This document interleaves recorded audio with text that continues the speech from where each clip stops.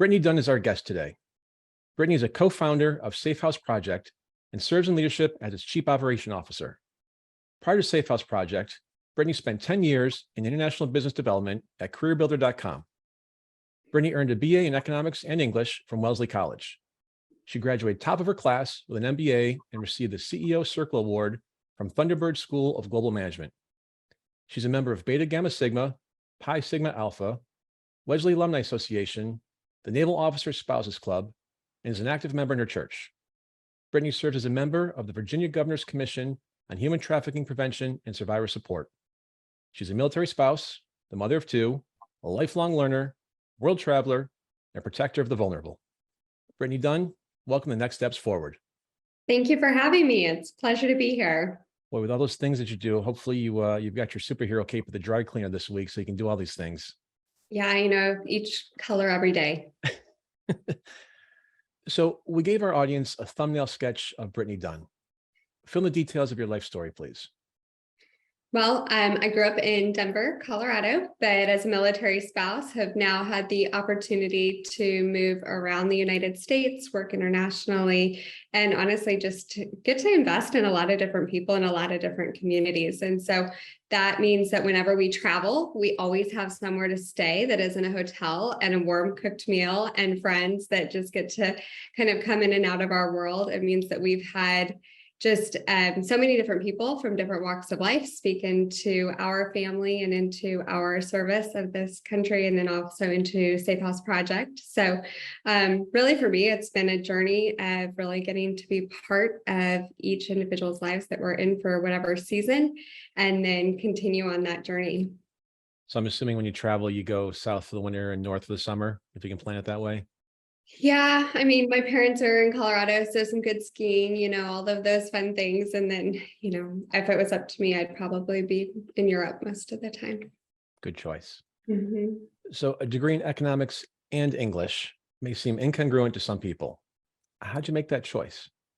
Yes, I had a very encouraging father who I deeply love, who was like, if you really need to have a business degree. And I was like, but I really love English. And he's like, but you really need a business degree. And so we met in the middle. And so I did both instead. Good compromise. Mm-hmm.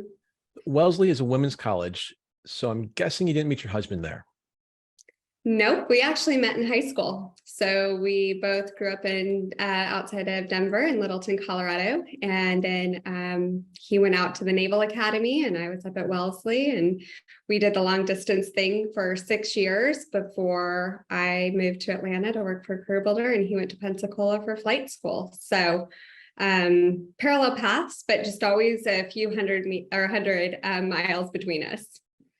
And what drew him to military service? As he said, he was one of those kids who really liked to wear camo, play with action figures, and never grew up. So he just never lost that heart of service. But for him, it's always been about how can I best use my gifts and my talents to serve other people, to defend the freedom that so many people have worked to provide us all. And really, how can he just continue to pursue what he feels is that next thing that allows for us to build healthier communities around the United States and around the world. So you mentioned you moved around a fair amount in the military. Do you have a favorite place? Ooh, that's hard. I'm going to go with Virginia because that's where I'm currently sitting, and it is a beautiful day here. So no, each one has had its own benefits. San Diego, dual income, no kids is pretty great. San Diego with kids and a nonprofit salary would have been a different life. So, make it yes. You and two other military spouses launched the Safe House Project in 2017. Mm-hmm. Each of you had spouses stationed in different places at different times. How did you all come together in the same place at the same time? Yeah, that was really just truly a God thing for us. We had all seen trafficking in different communities around the United States and around the world. And we're all in the same church where we had a member of the congregation who is a Christian hip hop artist that was responding to a need in South Africa to build up a safe house to defend or to protect vulnerable children. And he launched an album with some Grammy hip hop artists called Safe House. But that was where his kind of journey ended, with wanting to invest in this. And I had the opportunity to volunteer as we moved around the United States with so many incredible organizations in this capacity. But when he decided not to kind of take that mission forward, my co-founders and I said, do you know what, this really is a problem that we have seen, we understand, and we want to kind of get off the sidelines. Like, volunteering is fantastic and it's a great place to start, but we really felt called to take that next step into launching our own nonprofit. And so it launched in 2017 and has been moving faster than we ever could have dreamed or imagined. Moving faster in a bad way or a good way? Just given the subject. Way. Okay. Way. And do you ever think you'd start something like this based on hip hop? No. Oh, yes. He has the stories, because we get on these, shows with hip hop labels and things like that. And they're like, how much do your co-founders know about hip hop? And I was like, I think their names are Snoop Daddy. And he's like, no, you're not. And I was like, that's the extent of my hip hop knowledge. So not my forte, but I feel like I get to learn a lot from somebody else who has a very different view on music than I do. I thought that was the right name also. So you're not alone. I don't think that's the right one, but it could be. See, it could be. I'm like, I don't even know if I'm right or wrong today. It's Snoop Daddy or something else. So why did you and the co-founders choose to start a new organization instead of joining an existing one? What was the missing gap you felt you could fill?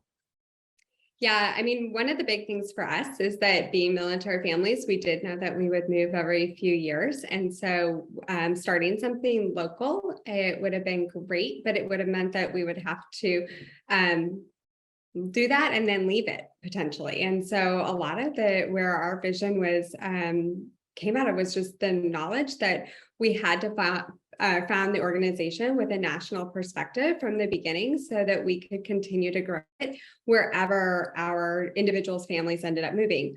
We also knew that gave us kind of a different perspective, because we could really dive deep into various local communities and grow different kind of hubs in different areas, and continue to see those grow and expand and increase the impact locally, while serving kind of that unified mission across the U.S. So that was the reason that we kind of went out on our own. I think the other big piece for us, though, was that we lacked, when we really dug in, we didn't see kind of anybody that was coordinating the efforts of all of these local organizations. And so in lieu of people feeling connected to that greater vision or mission, we constantly were hearing, I am the only one working on human trafficking, or I feel so isolated because I'm the only one doing this. And it wasn't that they were the only one, but they were so committed to what was happening locally that they didn't feel supported by other people, maybe who are also doing similar work across the nation. So we've really worked to build more of that community and network, where if you have somebody in a local community that, is doing direct care and has a challenge arise, they have the opportunity to get connected to somebody else who in a similar position, maybe with similar challenges, and learn from them. We don't need to spend all of our time reinventing the wheel. We really can create scale when we are networked together.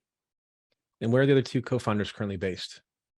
Yeah, my CEO and co-founder, one is in Charlotte, North Carolina, and the other one is actually still here in Virginia Beach. And I like the point you made about being able to be in the community that you're currently living in and have more of an impact in creating those hubs.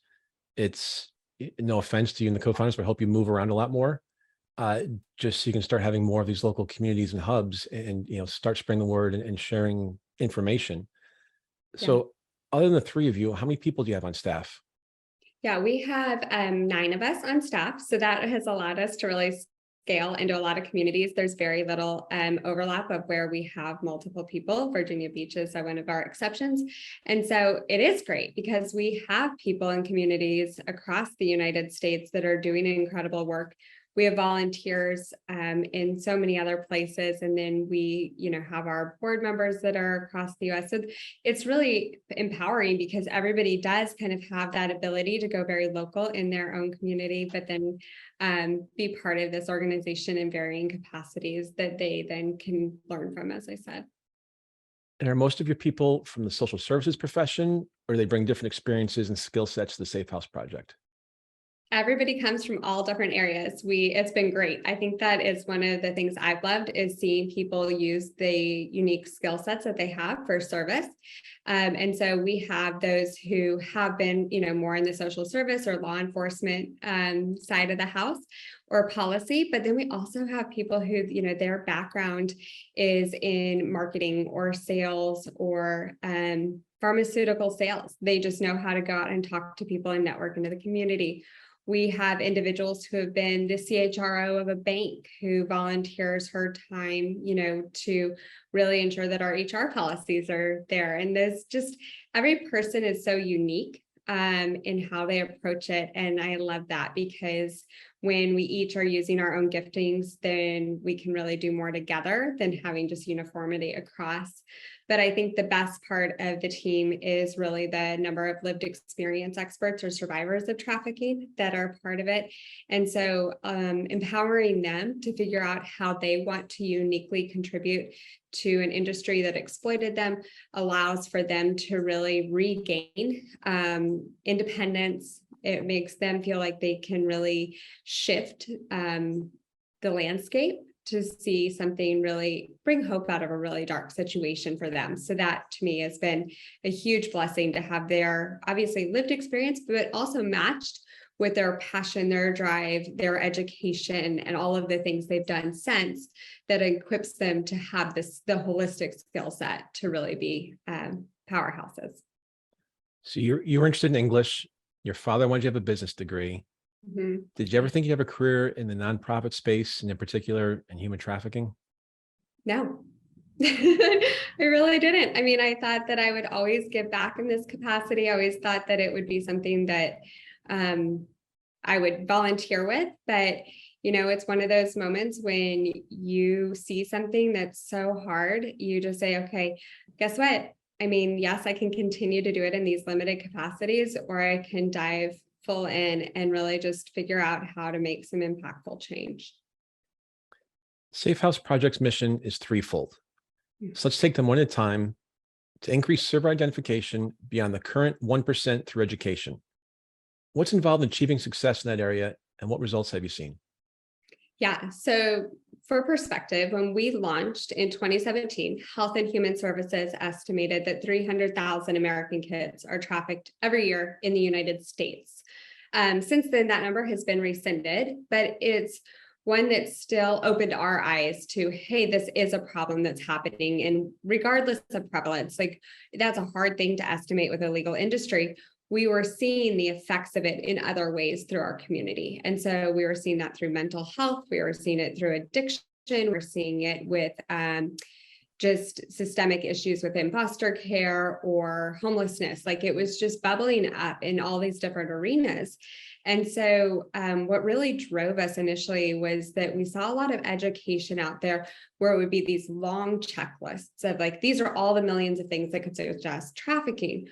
Well, that's really hard for a lot of people to digest and feel like they can act on when they're sitting there, because they can't just use a check and sit there and look at the person across the street and try to see how many boxes. And then what is your, like, is it 10 boxes at 15 that confirms trafficking? So we really worked to bring the survivors into this conversation from the beginning and said, okay, if we're going to work to increase survivor identification above 1%, then we have to go to the lived experience experts to tell us where were they intersecting community members who could have seen something and said something during their victimization. And so from that, we have developed a variety of training solutions that really empower people to spot, report, and prevent trafficking where they live, work, and play.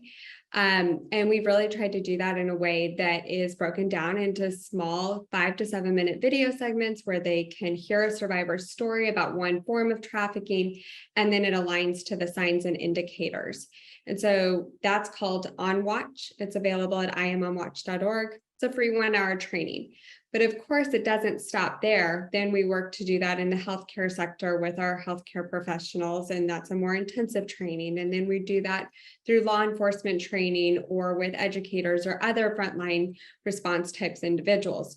So it kind of continues to increase kind of the demand depending on who we are that we're trying to train. But at the end of the day, I think it's just the kind of the adage that you need a million eyes on a problem in order for prevention to even be possible. And so as we make people more aware, as people feel more empowered to report suspected trafficking, then we can really enter into prevention ultimately and start to see those signs of grooming earlier, start to help notice vulnerable kids, really help break these cycles of abuse that exist. You mentioned these training videos in the segments talking about first responders, things like that. Do you go out and give talks to schools or community centers or churches? Yep. All of the above. We've trained over 250,000 people in the past 5 years, and it's through a variety of different ways. And it's been probably the most enjoyable part because it's also the place where you have people come up and you have people who maybe are survivors who are like, thank you. Like, I didn't have the words to put to what happened to me, or I didn't know there was anybody else like me, or if only fill in the blank had known, maybe it would have ended sooner. And so there's just a really, I think, beautiful healing process that comes from awareness and people feeling like their story is being told in an ethical way. And again, for our viewers and listeners, what's the website for the video segments? iamonwatch.org. Awesome. Thank you. Mm-hmm. So what are the signs of human trafficking? And are there ways that ordinary citizens can possibly spot someone who's a trafficker or being trafficked and help out? Yeah, I mean, I think that there's definitely a lot of signs and indicators. So we do encourage you to go look at the On Watch videos because it breaks it down. As I said, like it looks at familial trafficking, so kids that are being trafficked by a family member and how that might manifest, which would be different than if you have a boyfriending situation where you have more of a what might be perceived as a domestic violence type situation in normal world. So it can vary, but I think some of the big ones that we have consistently seen for us is those mental health indicators can be very high, whether it's people who are very dissociative, meaning they kind of check out and kind of appear aloof. It is the suicidality or suicidal ideation. It comes through with other personality disorders. And so you can kind of see those effects, just the rise in depression, complex PTSD. I mean, we all know mental health is a significant challenge. Well, then you overlay that maybe with other physical indicators like bruising and multiple stages of healing, certain types of tattoos, any sorts of, and the tattoos would like suggest branding or ownership. Those might be present. You also will see oftentimes that you will also see, I guess, then that they kind of will have multiple cell phones. Their clothing won't be appropriate for the weather. So you kind of can see the physical indicators, but then you also need to kind of check those mental and behavioral indicators as well. Parents, I would say if you have a child who's really outgoing and really sociable, and then you see a massive personality shift in a direction of, all of a sudden not wanting to hang out with the friends, distancing themselves from family, kind of feeling like there's a layer of shame and guilt that you perceive they might be carrying, just some of those things to start noticing and kind of maybe lean into that child and try to understand what might be going on in the background that might be informing those behaviors. And if we do see something like you mentioned, how should or shouldn't we intercede or get involved? Yeah, I mean, if it is an active trafficking situation and it is third party and you do not know the situation, we do not encourage you to try to intervene, but rather call law enforcement if you can tell it's an active situation.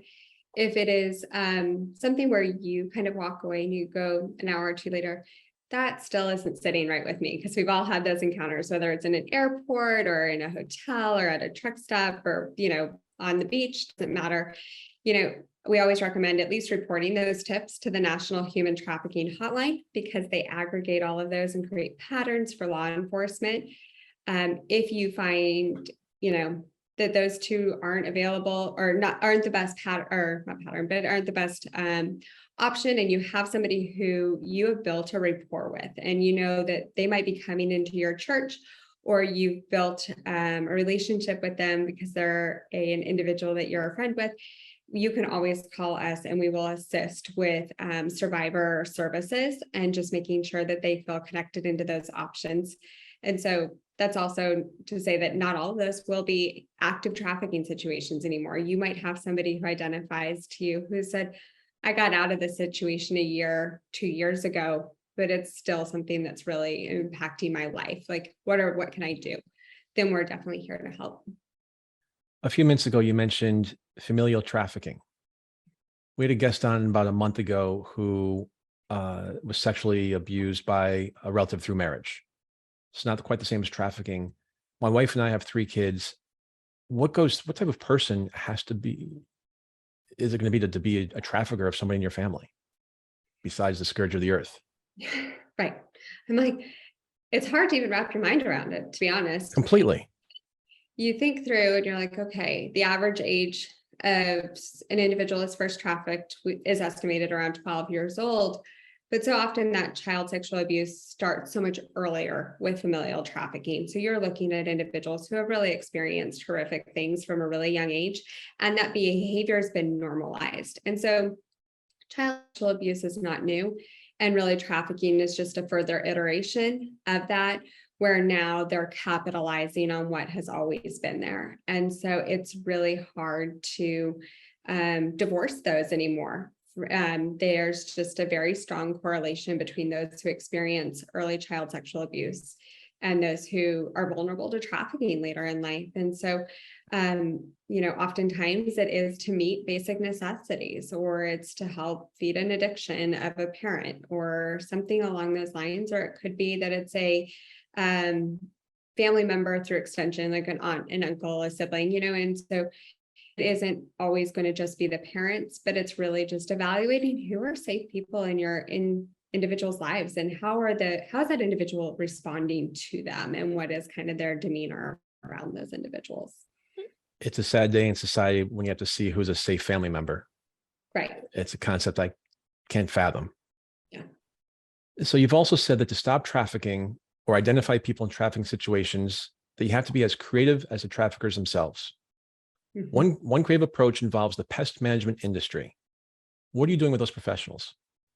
Yes, so we have a great partnership with the pest management industry to train their techs to signs of child exploitation within the home. So that is really powerful, because if we can spot signs of child sexual abuse material being created behind closed doors through a group like the pest management technicians who go into 20 to 30% of households on an annual basis, then we really have an opportunity to increase identification and maybe get to these individuals sooner than not allow it to go on for years.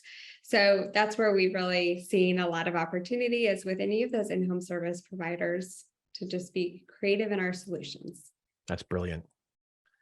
The second part of the mission, to serve survivors as they are exiting their trafficking situation. Your success in that area, in part, is because you haven't attempted to reinvent the wheel or create a bricks and mortar solution of your own. Instead, as you mentioned before, you focused on leveraging the resources of the network that combats human trafficking. Mm-hmm. How did you develop that? How's that working?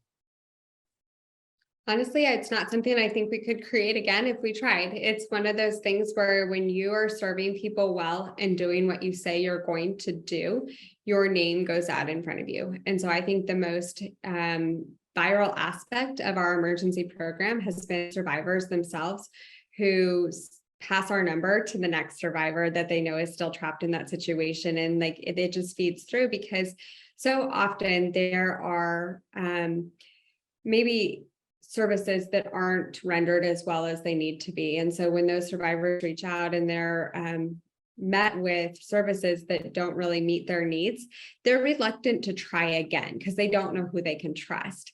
And so for us, it's been really empowering to see them come through and self-identify to us and say, hey, I need that help. I need those services. And so that's been a huge part of how we've served survivors in emergency capacity. But the other side of that is, as we've trained, the frontline response teams, educators, they're then calling us and saying, hey, I have somebody who's come in through our emergency department. She is a victim of trafficking. We need assistance on how to help her navigate getting into an emergency safe house program. Can you help with flights? Can you help with hotels? She doesn't have clothes, and so we really step in to help shepherd the trafficking survivor, through the next phase of exiting their trafficking situation. And so we rely really heavily on our partnerships and just that network to help anybody who identifies anywhere in the country. We really will go to all lengths to really ensure that they can get out of that situation. And Safe House Project also has a global reach, not just here in the US. Mm-hmm. Tell us how Nigel Anderson got involved and what he's done. Yeah, so Nigel is our resident hip hop artist, and he's awesome. So he had started with a group out of Soshanguve, South Africa, and that has a safe house that we just continually help provide for, because it was that cornerstone project that really got us off the ground. And so we'll always have a heart for the work that Curis is doing down there. And we got to help last year in taking our On Watch videos and localizing them more for the African market. So now they are doing that through a series called Courage to Care. And so just seeing a lot of the training content be repurposed to go international has been amazing. And finally, the third component of the mission is helping people to get on board with prevention. Walk us through that effort, please.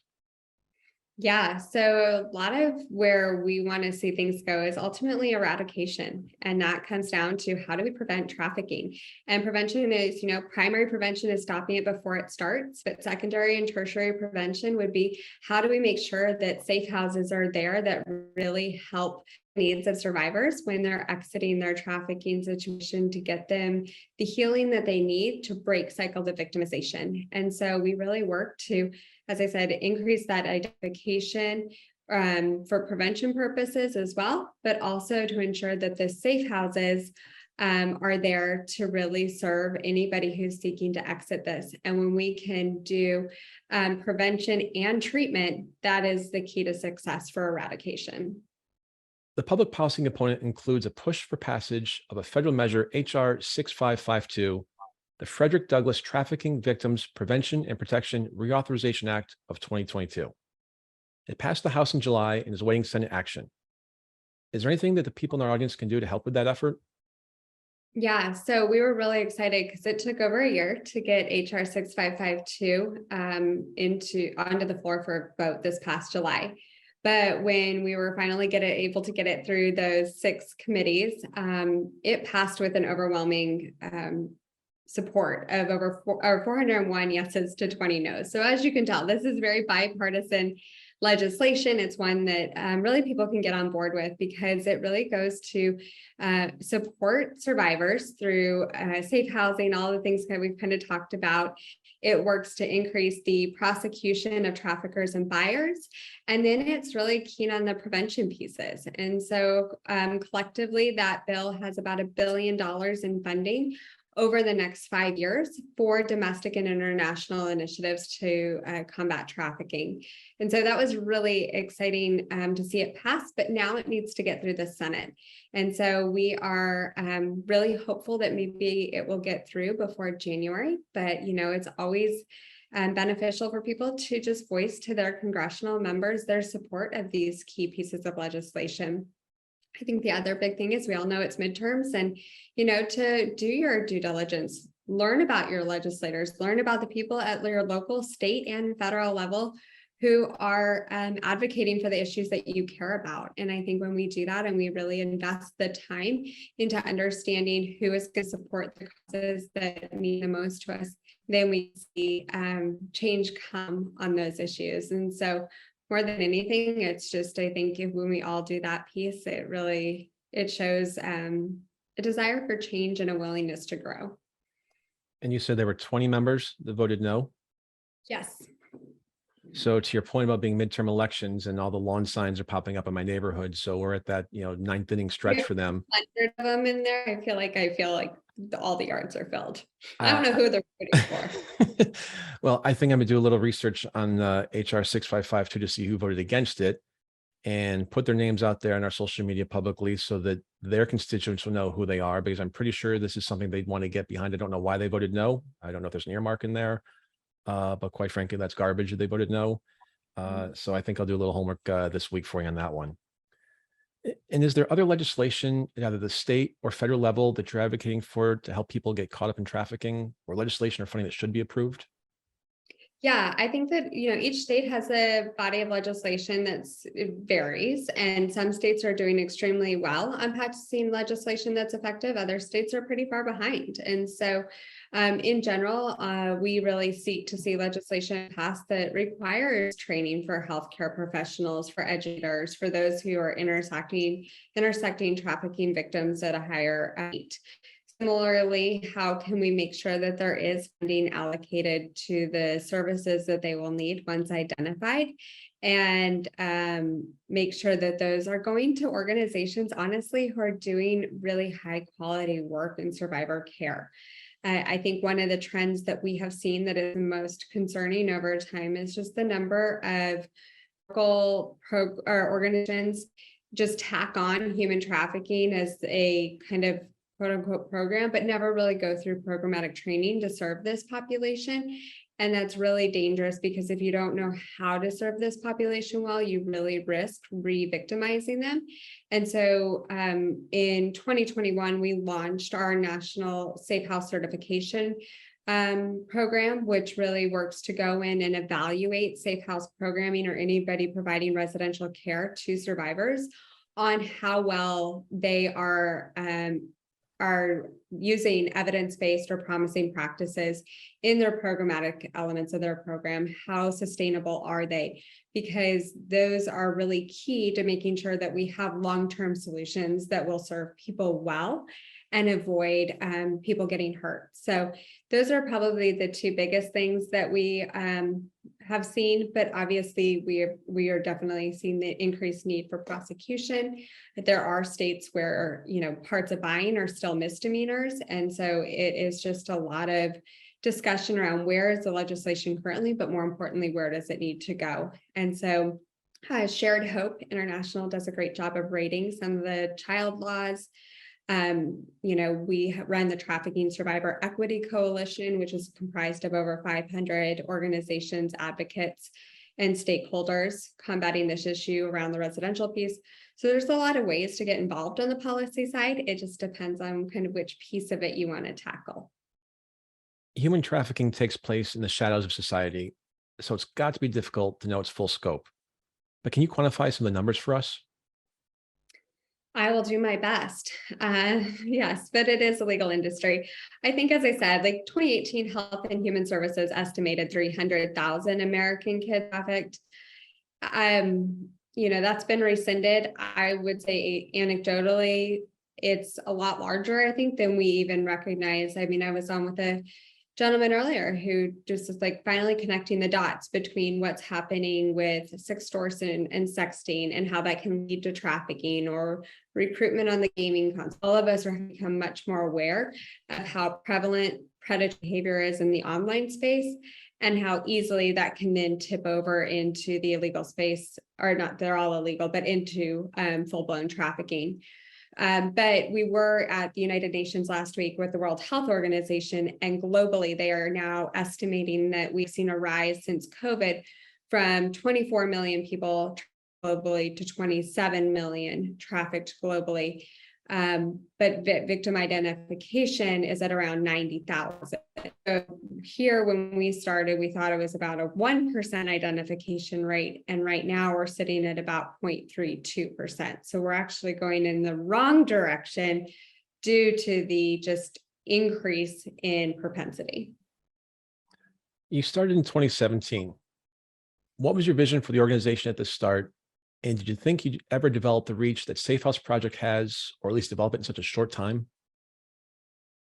I think when we started, we knew we wanted to go national, as I said, but beyond that, we needed to use our gifts for service. And our entire growth strategy been, okay, let's assess the landscape, see if anybody is doing this. How is that being received? What are the outcomes? And a gap that really wasn't producing strong outcomes. That's really where in that first year and a half, as we were assessing all the work that was being done, those are the areas that we leaned into to create our programs.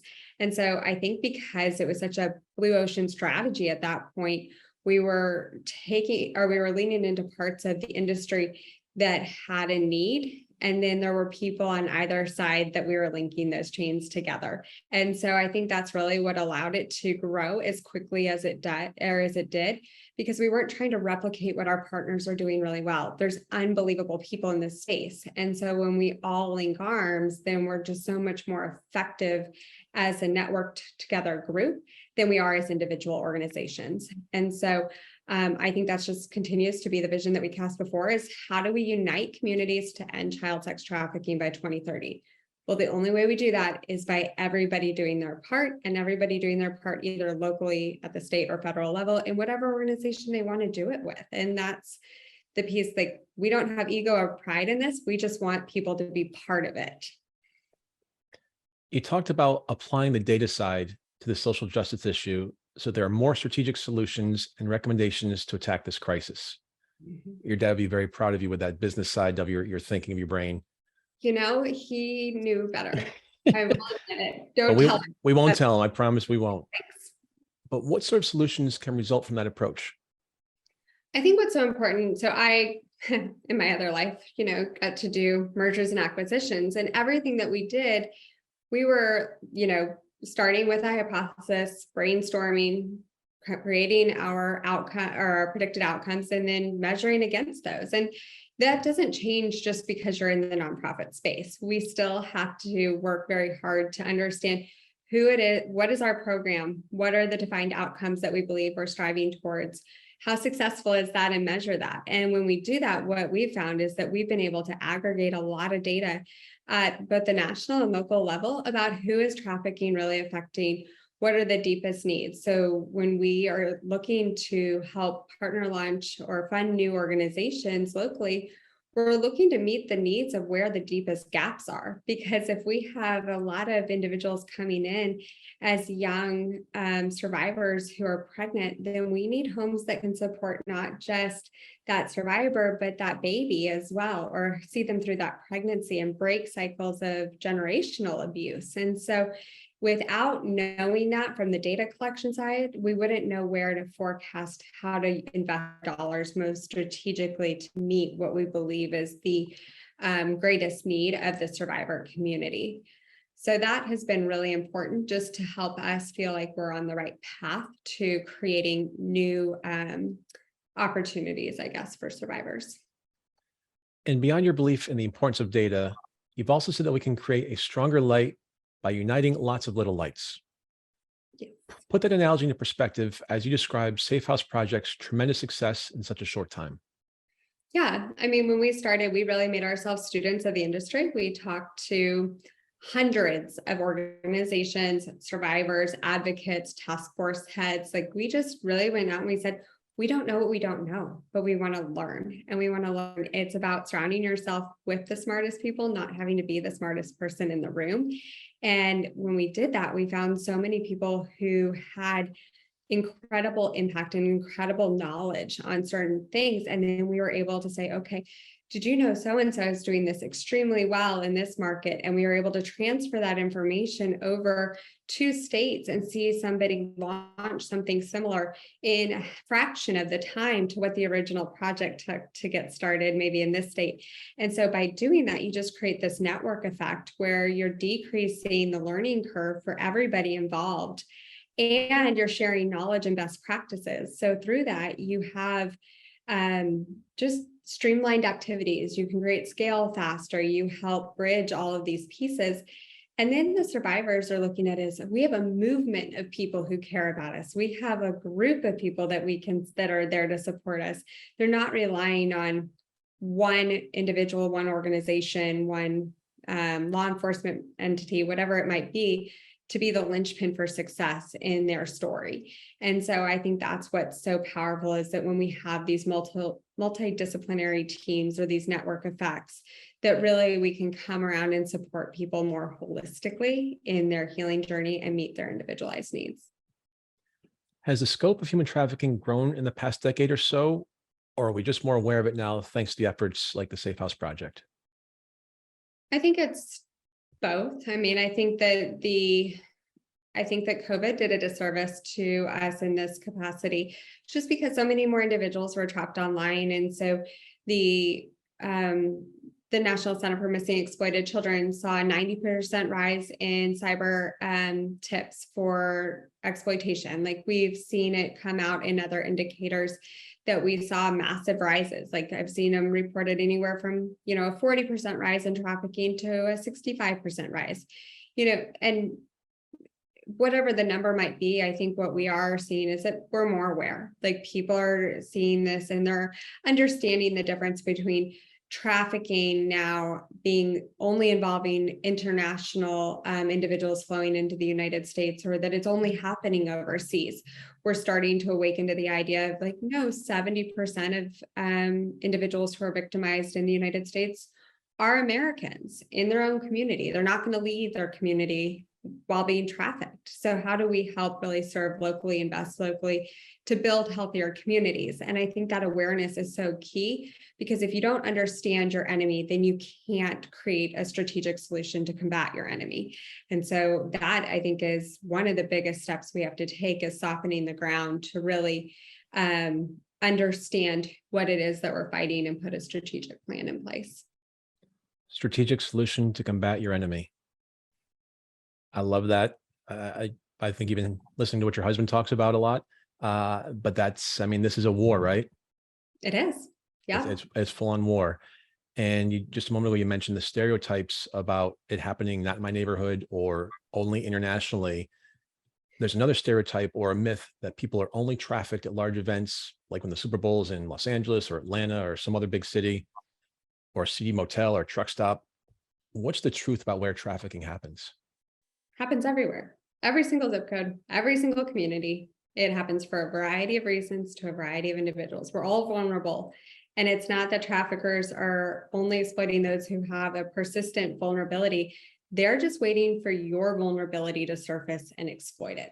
So you can have a moment of vulnerability that's only a few hours long, but if they're there and they have the opportunity to exploit you, they're going to figure out how to do it. And so it's really comes down to, we have to be aware of the tactics of predatory behavior around us. It's force, fraud, and coercion. And, we all see it come through in other ways. Like, you look at the banking system, you look at, our schools, like every area now has an element of an intersection between illegal and legal industry. And so we just have to really go back to, what can we do to create healthier communities, to equip our children, to empower the next generation, to have a strong sense of self, to know how to ask for help, and create those ways that we can really strengthen each other. How are children and young people typically drawn into human trafficking situations, and how can we help keep them safe? Yeah, I mean, we touched a little bit, like, familial trafficking is unique because it's going to start with early childhood sexual abuse. And so I'm going to kind of leave that one off to the side, because that's such a normalization within the home long before maybe somebody else can recognize it. But when you're talking about maybe that more 12 to 14-year-old age span of kids being targeted into trafficking, oftentimes that's starting with some level of predatory behavior in the online world. It is sexting between kids at school and then being blackmailed for sending nudes. It's extortion for sharing images online with somebody you don't know, who then tells you, well, you need to do, I know where you live, I know where you're applying to school, I know your dad's job, I'm going to ruin all these parts of your world if you don't do the next thing, and that escalate into trafficking. For boys, we see the gaming console as a very oftentimes, like, one of those predatory grounds that's often used, because they're sitting there on the device, and so are girls, but it's just where we've seen the recruitment of boys more heavily, and they're being fed the narrative that they want to hear. The, oh, you don't have friends at school, your parents don't listen to you, they don't get you. And they're building a different relationship with your child without ever coming through your door. And so we have to just understand that technology is a tool that can be used for good or evil, but we as parents need to put the guardrails in place to help our kids really understand how to use that tool effectively. Same way that we help them learn to drive for a year before we hand them the keys, we got to understand how we can strengthen them before we just hand them over into the digital world. So I would say that's a huge piece of it, but then also teaching them what is healthy and unhealthy relationships within boyfriend, girlfriend type relationships, modeling that for them, helping them understand what is healthy behavior, what are healthy expectations from somebody else about how, you go about your time and you allocate your resources and all of those things. And so it's a lot of strengthening of self and slowing down to have those intentional conversations with our kids. I'm showing my age here because I would have never thought about the digital world or the technology world being part of the recruiting process. I'm thinking of your typical unmarked white van with no windows pulling up and offering a candy bar. And you're talking about something much more deeper than that and broader and a wider net to cast. And that's quite honestly frightening. Yeah.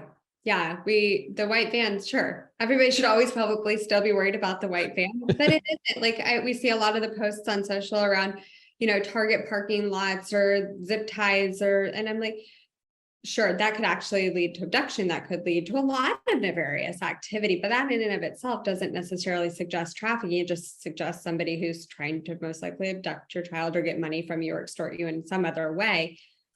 I'm more worried for my kid's safety online than I am necessarily in those direct circumstances. Not saying it can't happen. It's just, I think we need to widen the aperture of where we believe this can happen so that we're not missing the signs in other areas outside of the physical realm. And what is the main driver of human trafficking? Is it purely money for sex, or is it more complex than that?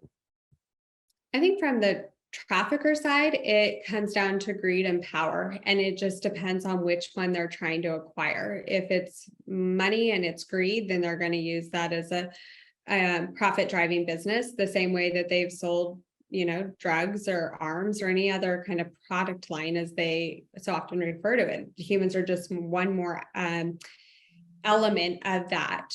But when we look at the power and control side of it, I think those are the ones that get a little bit more nuanced, I guess. And why? Is it being able to exert control over the victim? Is it being able to exert control over somebody else? When you look at more like the Epstein worlds of this, where you can say, okay, he knew who had engaged with, with a minor. And so now he had something over people that nobody else did. And so those pieces are a lot more intense and I think dark in their own ways, and harder to understand kind of the mindset of the individual. So I think it's just a dark world in the minds of traffickers, and it's very hard. What keeps you motivated to keep doing this? I mean, you just said it's a dark world. How do you keep going? We get to be on the hope side. I mean, I know it is such a dark issue, and people all the time are like, you're in trafficking. I'm like, they're like, how do you do it every day? And I'm like, every day I get to wake up and I get to see survivors who walk into our virtual office, and they get to share, I regained custody of my child, or I finally got my Social Security back from my trafficker. They're not getting that money anymore. I am pressing charges against this person. For the first time ever, I got to ride an ATV. I mean, it's just a little bit of everything, but they're getting to learn to do life again, to have dreams, to imagine what life is outside of trafficking. And I think that's what I love. I love seeing that for them. I love seeing the survivors, honestly, sometimes who come in and they go, nobody else knows this, but I'm a survivor of trafficking. Well, she's also the nurse, or she's also a doctor, or she's also a lawyer, or she's also a police officer. And she's not, or he or she is not wearing the cloak of I am just a human trafficking survivor. They're saying I had this happen to me, but my past is not who I am, and this is all the things that I've done, despite what has happened to me. And so I just think that's inspiring. I mean, I get to live every day with people who have experienced miracles, who inspire others, who fight for justice, and are willing to step into hard situations to see other people get to exit those hard situations. And so at the end of the day, I don't think there's anything better to do with my time, and it gets me going every day. Like I said at the start of the show, you're wearing your cape and you're going out in style here as a superhero. Brittany Dunn, thank you so much for being us today. No, thank you. This was great. We really appreciate you. And if you'd like to get in touch with the Safe House Project, you can send an email to info@safehouseproject.org or call 202-596-2073. Again, that's 202-596-2073. We're out of time. I'm Chris Meek. We'll see you next week, same time, same place. Until then, stay safe and keep taking your next steps forward.